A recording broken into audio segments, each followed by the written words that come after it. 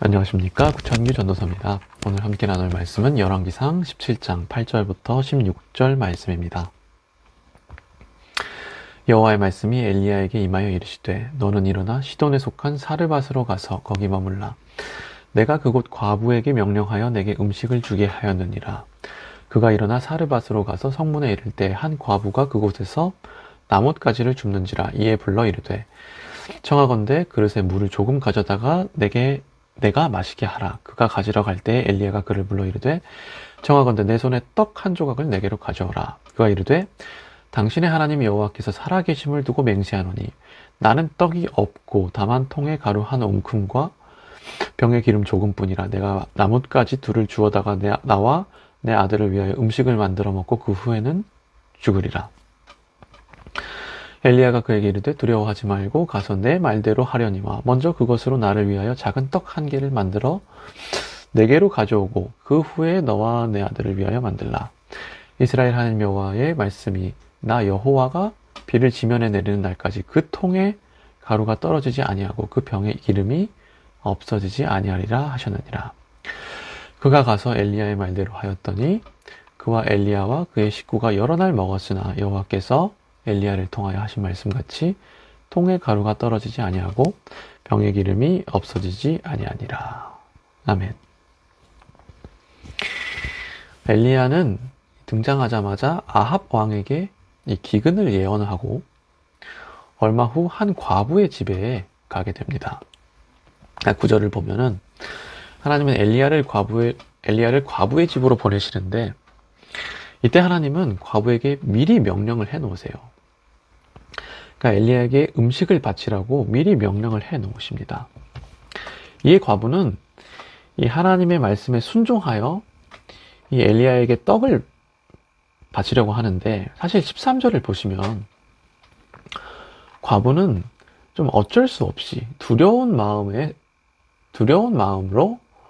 이 엘리야에게 떡을 바치려고 합니다. 그러니까 생각을 해보면 어느 날 하나님께서 이방 과부인 자신에게 이 음성을 들려주시는데 이것이 얼마나 갑작스럽고 두렵겠습니까? 또한 엘리야에게 바치라고 한 이 양식은 이 기근 상황, 이 기근 가운데 남은 이 마지막 양식인데 과연 과부가 이것을 좀 자원하는 마음으로 그냥 바쳤을까요? 그러니까 과부는 하나님 말씀 앞에 두려운 마음이 있었어요.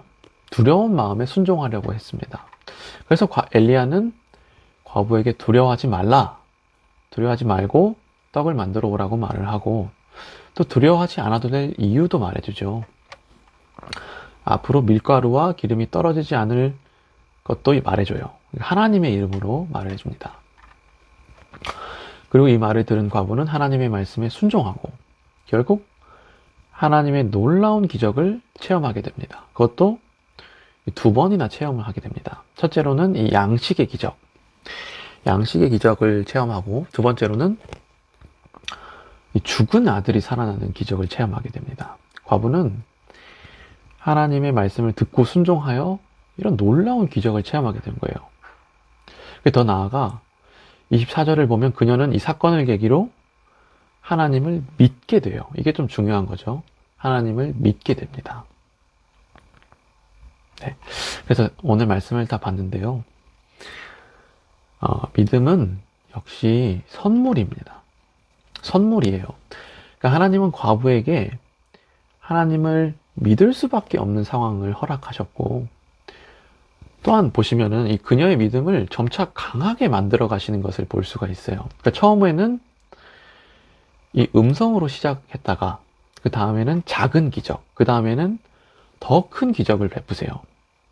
그러니까 하나님은 과부의 어떤 상황과 수준에 맞게 점차 그녀의 믿음을 자라나게 하신 겁니다. 믿게 해주신 거예요. 그리고 이것은 엘리야도 좀 그런 것 같아요. 그러니까 뒤에 말씀을 보면 엘리야는 850명의 바알 선지자들과 이 홀몸으로 싸우는데 이 엘리야의 이런 큰 믿음이 어디서 나왔겠습니까?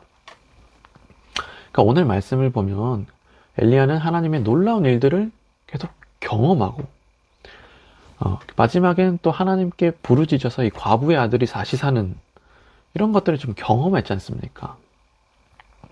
그러니까 하나님께서 믿음을 더해 주신 것 같아요. 그러니까 물론 오늘 말씀에서 이 순종을 좀 포인트로 볼 수도 있겠죠. 엘리야의 순종과 어떤 여인의 순종도 우리가 참 본받아야 할 부분이지만 그 전에 이 하나님의 어떤 택하심과 부르심 그리고 하나님의 행하심과 인도하심이 있다는 거예요. 믿을 수밖에 없는 어떤 상황. 어쨌든 우리를 믿음으로 인도하신다는 겁니다. 네.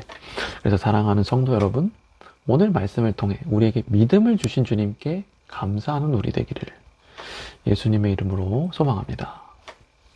네, 기도 제목 나누겠습니다. 오늘은 이 믿음을 주심에 감사하고 또 특별히 믿고 하나님을 믿고 의지할 수밖에 없는 그 상황을 주심에 감사하는 기도, 이런 기도도 함께 했으면 좋겠습니다. 기도하겠습니다.